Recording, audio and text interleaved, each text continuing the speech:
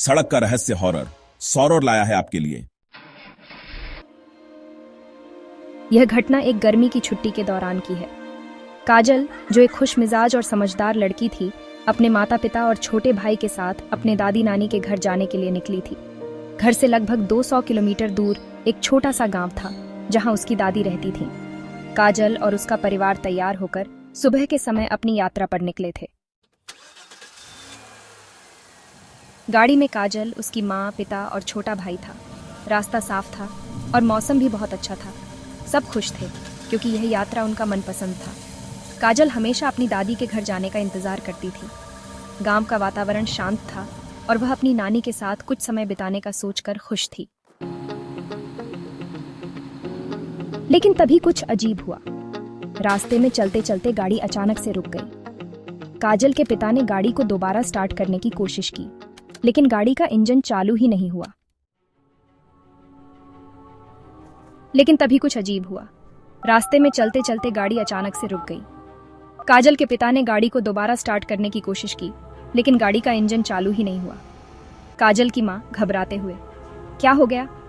काजल के पिता थोड़ी चिंता के साथ, पता नहीं, इंजन बिल्कुल बंद हो गया है, शायद कुछ खराबी है। सब लोग गाड़ी से बाहर निकले और गाड़ी की छत पर बैठकर चारों ओर देखा।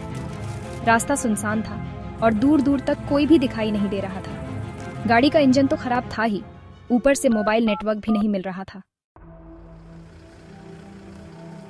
उन्होंने गाड़ी के बोनट को खोलकर इंजन को चेक करना शुरू किया, लेकिन समस्या का कोई हल नहीं मिला। अचानक काजल ने एक अजीब सी आवाज सुनी, जैसे कोई धीमी सी ठहाका मार रहा हो। वह डर के मारे कांपने लगी, लेकिन उसने कुछ नहीं कहा। काजल की मां ने कहा, शायद किसी ने कुछ कहा हो, यह आवाज हवा से आ रही होगी। लेकिन काजल के दिल में एक अजीब सा डर बैठ चुका था। उसे महसूस हो रहा था कि कुछ ठीक नहीं है। काफी समय तक कोशिश करने के बाद भी जब गाड़ी नहीं चली, तो काजल के पिता ने फैसला किया कि वे रात यहीं बिताएंगे और सुबह किसी अन्य वाहन की मदद से शहर तक पहुंचेंगे। सब लोग गाड़ी के अंदर बैठकर रात का इंतजार करने लगे। आसपास का माहौल काफी अजीब था। जैसे जैसे रात घनी होती गई, काजल को ऐसा महसूस हुआ कि कोई उनकी ओर देख रहा है। यह डर उससे बर्दाश्त नहीं हो रहा था। माँ, मुझे डर लग रहा है। मुझे लगता है कि कुछ हमारे पास आ रहा है। तुम्हें बस डर लग रहा है बेटा। लेकिन काजल का डर बढ़ता ही जा रहा था। तभी अचानक गाड़ी की लाइट फ्लिकर होने लगी।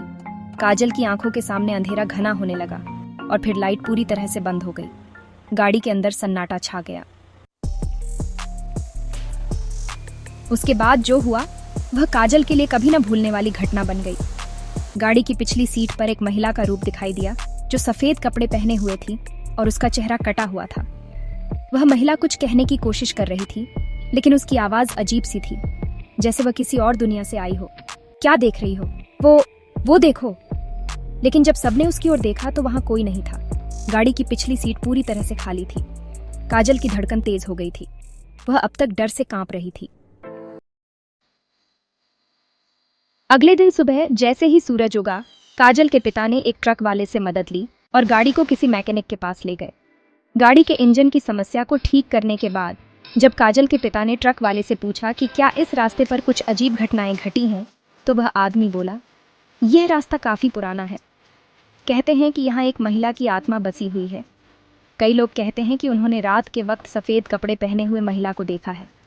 वह किसी हादसे में मरी थी और अब उसकी आत्मा यहाँ भटकती है। यह सुनकर काजल की रूह कांप उठी। वह समझ गई थी कि रात को गाड़ी में जो हुआ वह कोई साधारण घटना नहीं थी। वह घटना काजल और उसके परिवार के लिए एक भयावह अनुभव बनकर रह गई। उन्होंने इस घटना को लेकर बहुत सोच विचार किया और तय किया कि वे भविष्य में इस रास्ते से यात्रा नहीं करेंगे। लेकिन काजल के मन में यह सवाल हमेशा रहेगा, क्या वह महिला सचमुच आत्मा थी या फिर वह बस उसकी कल्पना थी?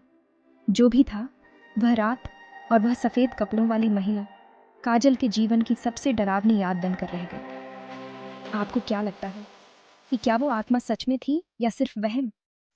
कमेंट्स में ज़रूर बताइए। अगर मेरी ये कहानी आपको पसंद आई हो तो कमेंट शेयर ज़रूर करें।